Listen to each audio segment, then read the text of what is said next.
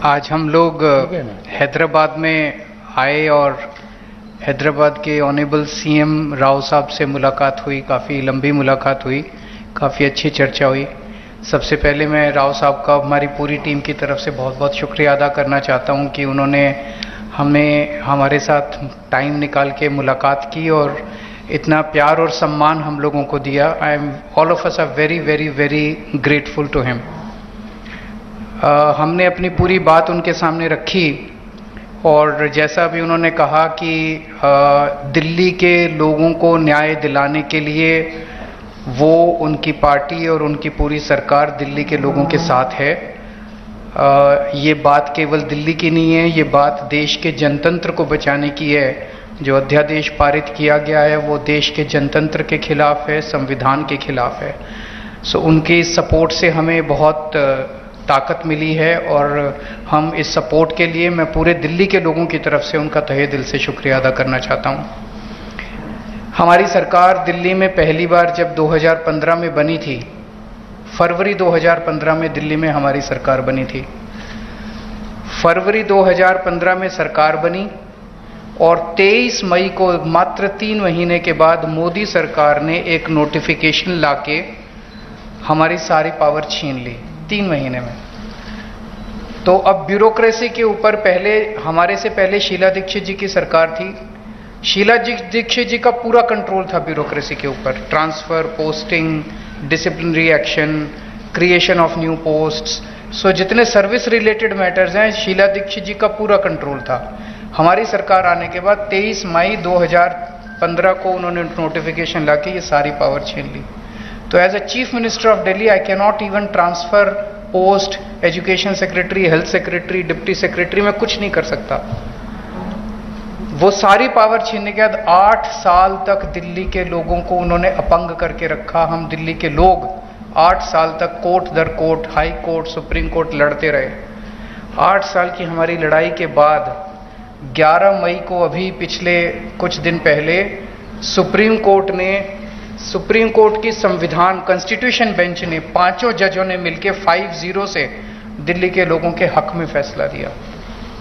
8 साल की लड़ाई के बाद दिल्ली के लोगों को न्याय मिला कि उनकी चुनी हुई सरकार को काम करने का अधिकार मिला।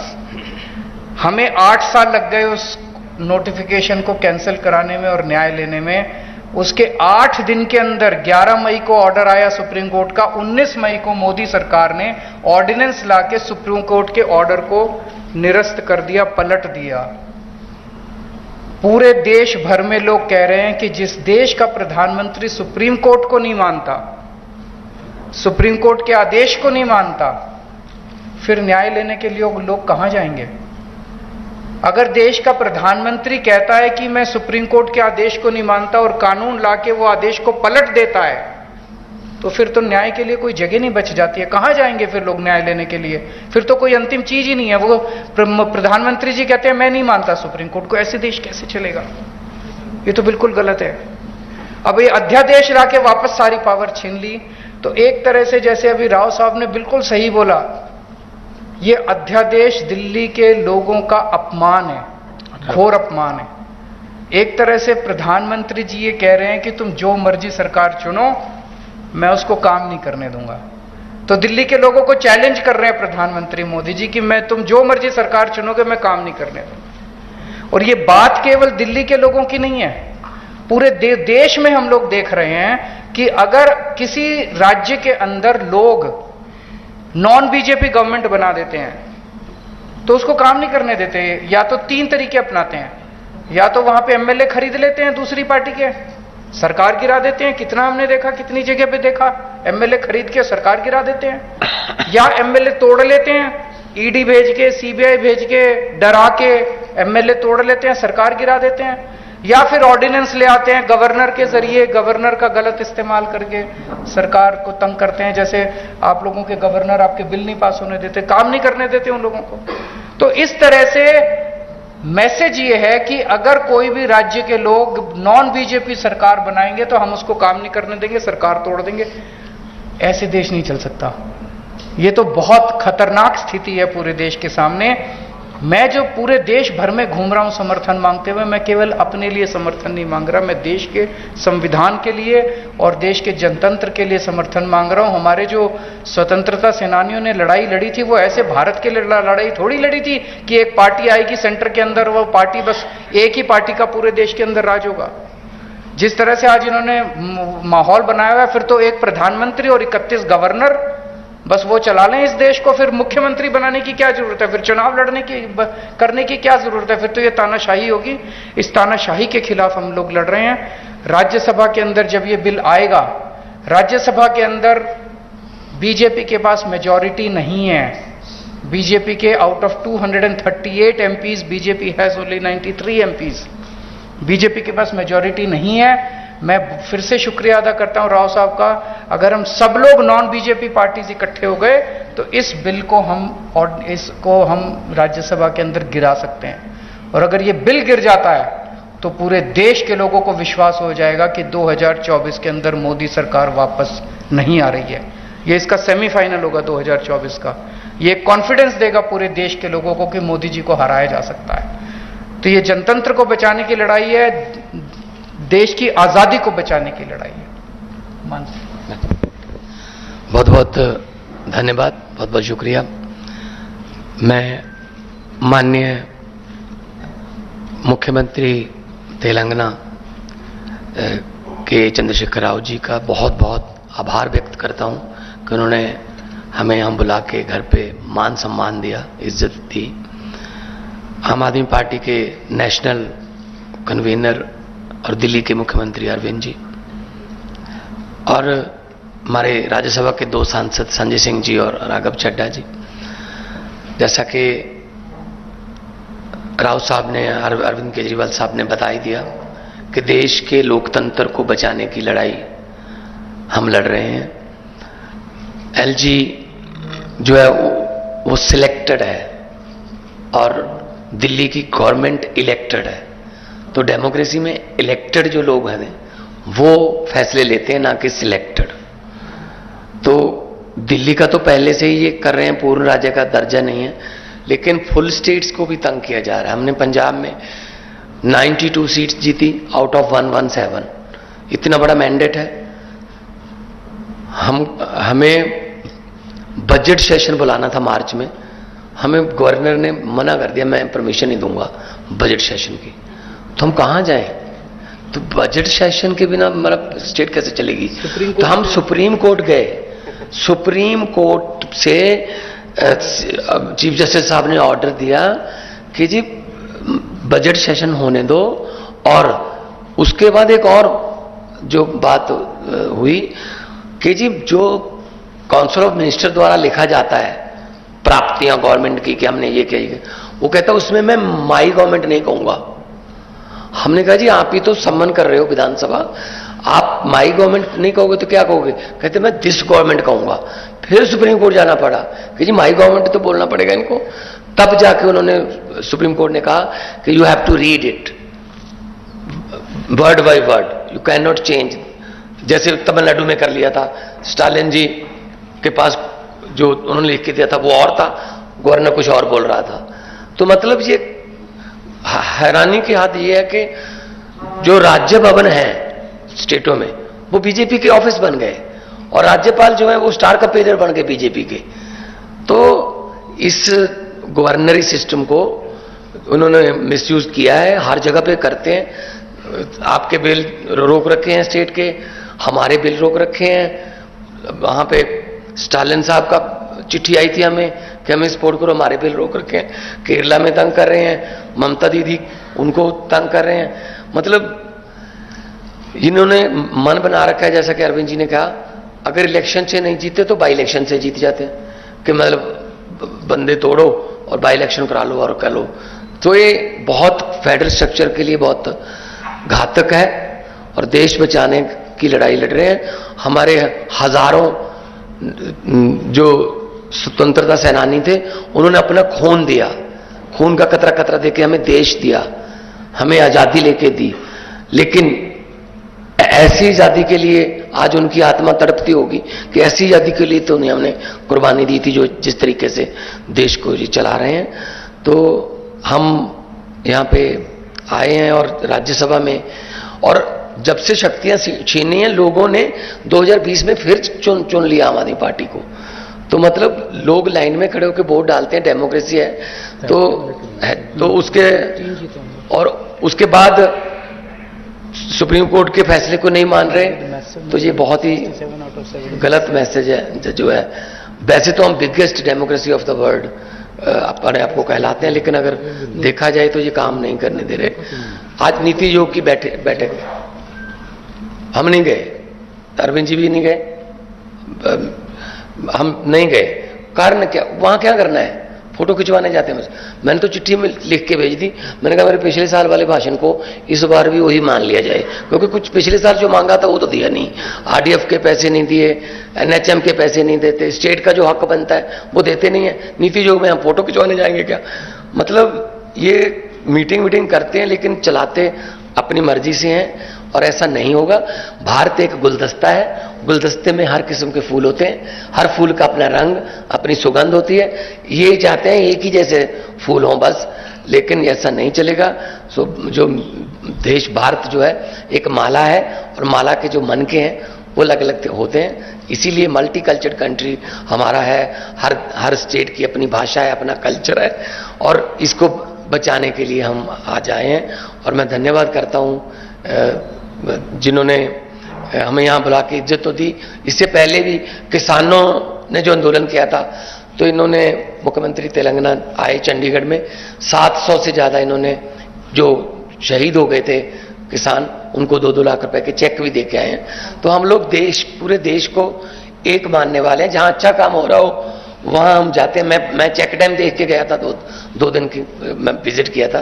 चेक डैम कैसे बने, हम भी अपना पानी जो है पंजाब का ग्राउंड लेवल पर बचाने के लिए, अच्छी चीज़ सीखने के लिए कहीं भी जाना पड़े जाएंगे। अपने देश को नंबर 1 बनाना है तो हमें इकट्ठे होकर काम करना पड़ेगा। Thank you.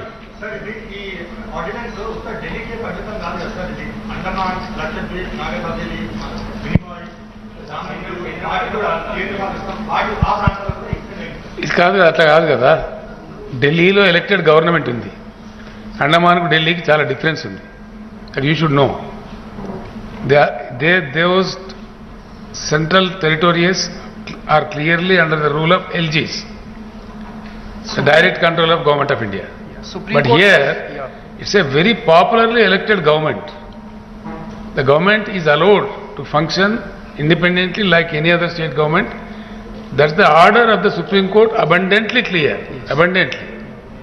The question here is, if the government of India doesn't honor the Supreme Court, then what will be the fate of the country? Yes. You don't do it yourself, you don't oblige democracy. Even at the instance, at the judgment of Supreme Court, if you don't react, don't act accordingly, then what is the fun? ఎక్కడ తీసుకుపోతారండి దేశాన్ని? ఏం చేయదలుచుకున్నారు? ఈ గవర్నర్లు ఏంది, ఇదంతా ఏం జరుగుతుంది దేశంలో? గవర్నర్ పిలవడం గవర్నర్ బాధ్యత. ఏది? బడ్జెట్ సెషన్ పిలవడం స్టాట్యూటరీ ఆబ్లిగేషన్. 31 మార్చి లోపల ఒకవేళ లేని పరిస్థితి ఉంటే, పాస్ అయ్యే పరిస్థితి లేకపోతే 1 లైన్ చెప్పి, రెస్యూజరీ పవర్ స్పీకర్ దగ్గర ఉంటాయి, 1 లైన్ చెప్పి దాన్ని పాస్ చేయకపోతే స్తంభించిపోతుంది వ్యవస్థ. అట్లాంటి వాటి కోసం పెట్టినటువంటి ఒక అలంకారప్రాయమైన గవర్నర్ పోస్టులను నేను బడ్జెట్ నేను పెట్టనియా, బడ్జెట్ పాస్ కానియా అని ఒక పంజాబ్ ముఖ్యమంత్రి గారు మీ ముందే చెప్పారు కదా. సుప్రీంకోర్టుకు పోయి బడ్జెట్ ప్రవేశపెట్టి ఆర్డర్లు ఇచ్చే దిక్కుమాలిన గవర్నమెంట్ ఎప్పుడైనా చూసినామండి ఇండియాలో? ఇంత దౌర్భాగ్య పరిస్థితి ఉంటుందా? ఇంత సెన్స్లెస్ ఎప్పుడైనా చూసినామా? ఇక్కడ దురదృష్టం ఏంటంటే, ప్రజాస్వామ్యం పరిణతి చెందుతున్న కొద్దికి మెచ్యూరిటీ లెవెల్స్ పెరగాలి. Democratic maturity levels shall grow. అట్లాంటిది ఉల్టా రివర్స్ అయిపోయి ఆటవిక రాజ్యంలాగా, పాశవిక రాజ్యంలాగా. నిన్నగాక మొన్ననే కర్ణాటకలో ప్రజలు కర్రుగాల్చి వాద పెట్టారు. వంగి ఫర్షీ చాలా మంది వెనకడ ఇట్లా భూమి మీద వెనకడ దండం పెట్టారు. ఆ వంగి కోతి దండాలు పెట్టినా కూడా తీసి చంపి పడేసారు అక్కడ. దాన్ని చూసినా కనీసం బుద్ధి రావాలి. ఈ పద్ధతి కాదు, మేము చేస్తున్న పని కరెక్ట్ కాదు. ఒక పక్క ప్రజలు తిరస్కరిస్తున్నది. అలా కానే లేదు, వచ్చి ఢిల్లీలో ఆర్డినెన్స్ ఇష్యూ చేశారు. ఇది సుప్రీంకోర్టు జడ్జిమెంట్కి వ్యతిరేకంగా. That is what we are condemning.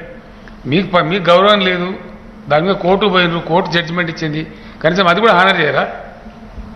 ఇది అన్నిటికీ కాదు ఇచ్చింది, జడ్జిమెంట్ వచ్చింది అన్నిటి మీద కాదు మిస్టర్ రాహుల్. జడ్జిమెంట్ వచ్చింది ఢిల్లీ గవర్నమెంట్ మీద, కోర్టుకు వెళ్ళింది కూడా ఢిల్లీ గవర్నమెంట్. Thank you.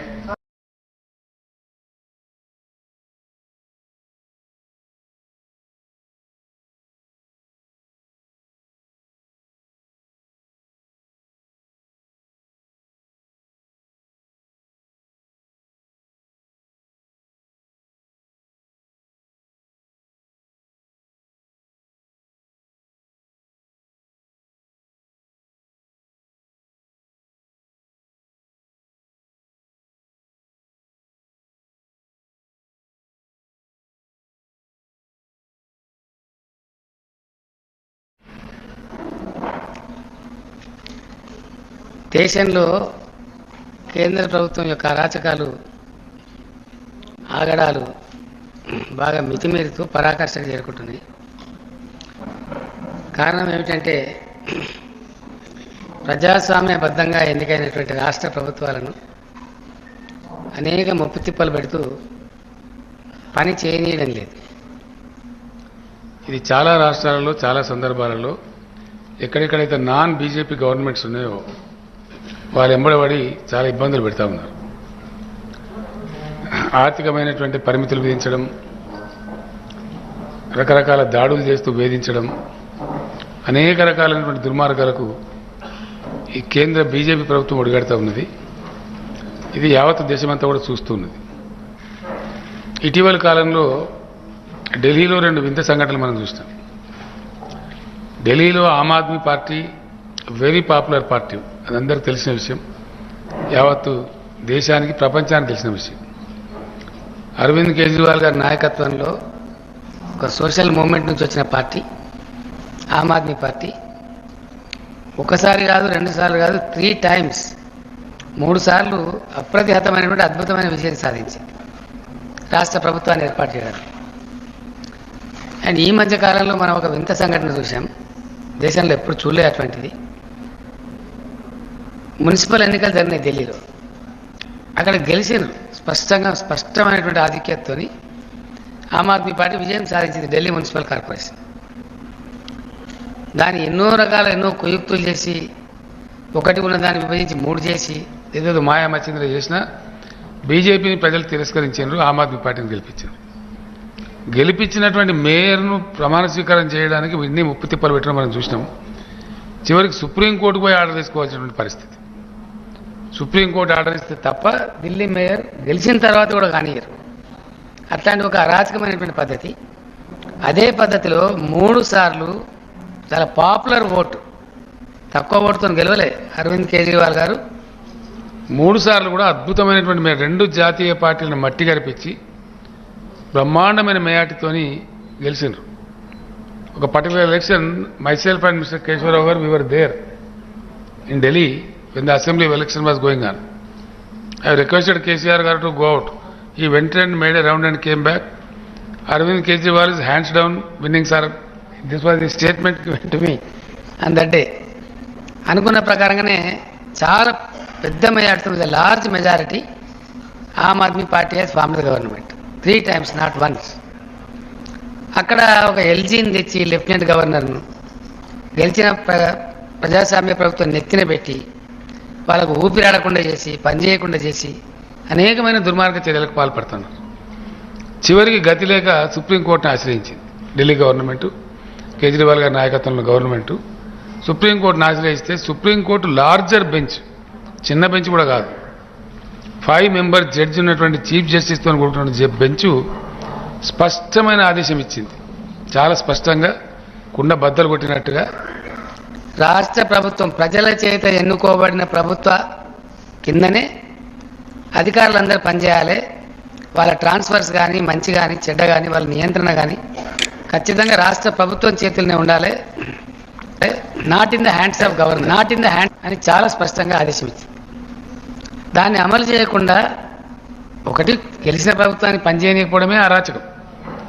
దాని మీద ఎల్జీని తీసుకొచ్చి కూర్చోబెట్టడం మరింత నియంతృత్వ వైఖరి. చివరికి సుప్రీంకోర్టు జడ్జిమెంట్ ఇస్తే ఆ సుప్రీంకోర్టును జడ్జిమెంట్ను కూడా కాలరాసే విధంగా చాలా భయంకరంగా ఒక ఆర్డినెన్స్ తెచ్చినారు. అది మరీ దుర్మార్గం. అంటే చివరికి సుప్రీంకోర్టు జడ్జిమెంట్కి కూడా అతిగతి లేకపోతే అంటే ఎమర్జెన్సీ రోజులు గుర్తుకొస్తున్నాయి. ఏ ఎమర్జెన్సీకి వ్యతిరేకంగా నరేంద్ర మోడీ గారు, బీజేపీ నాయకులు గొంతు చించుకొని మాట్లాడతారో ఎగ్జాక్ట్ ఇదే జరిగింది కదా ఎమర్జెన్సీకి ముందు. అలహాబాద్ హైకోర్టు జడ్జిమెంట్ తర్వాత ఆ జడ్జిమెంట్ను నలిఫై చేస్తూ రాజ్యాంగ సవరణ చేసినారు. సేమ్ ఇదే మోడల్, ఇదే మోడల్లో అప్పుడు చేసినారు.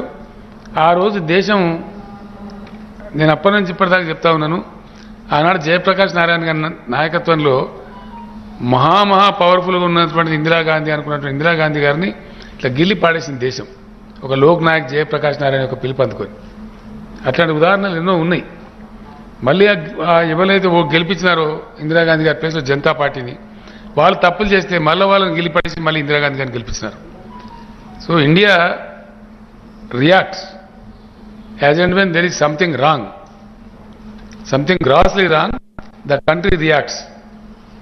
ఇప్పటికైనా మేము విజ్ఞప్తి చేస్తున్నాం, ప్రౌఢశానికి పోకుండా మీరు కూడా ఇందిరాగాంధీ అవలంబించిన ఎమర్జెన్సీ దారిలోనే ఉన్నారు. ఇప్పుడు డెఫినెట్గా మీకు వాళ్ళకి ఏం తేడా ఉందండి?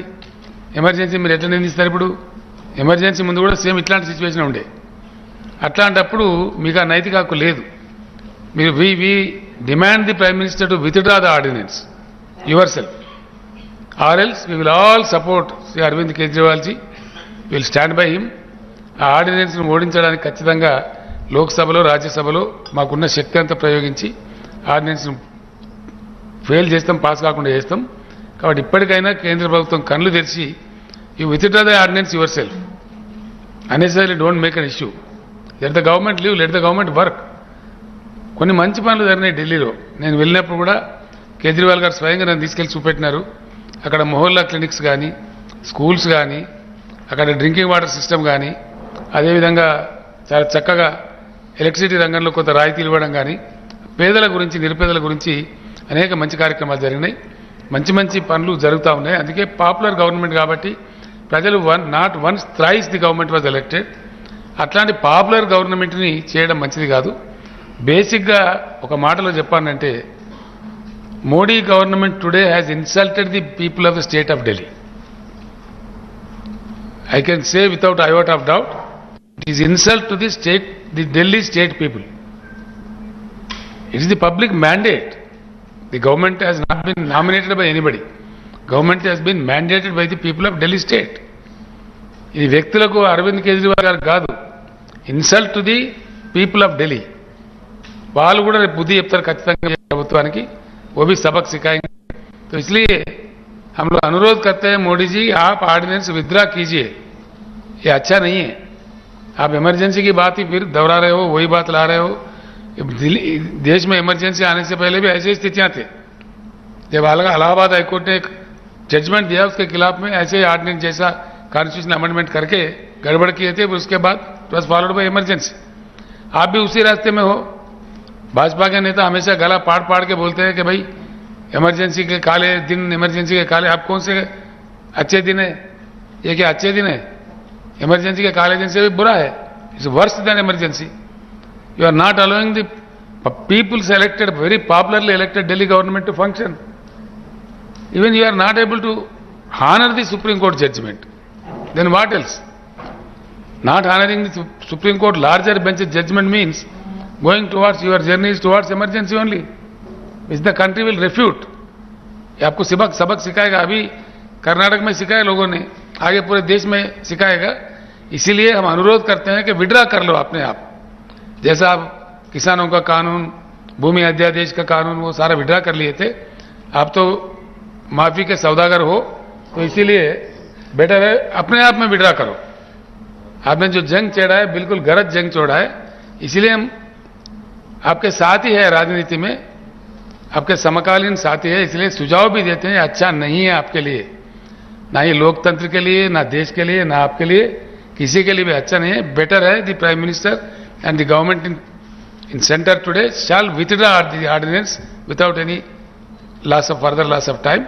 Otherwise we will unitedly fight. I think the whole system will support Sri Kejriwal ji, because it is a question of the existence of the democratic system in the country. It is a threat to the democracy. It is a challenge to the democracy, which is not supposed to be in a big country like India. It cannot be tolerated. The government of India should come to senses and withdraw the ordinance. Kejriwal garu.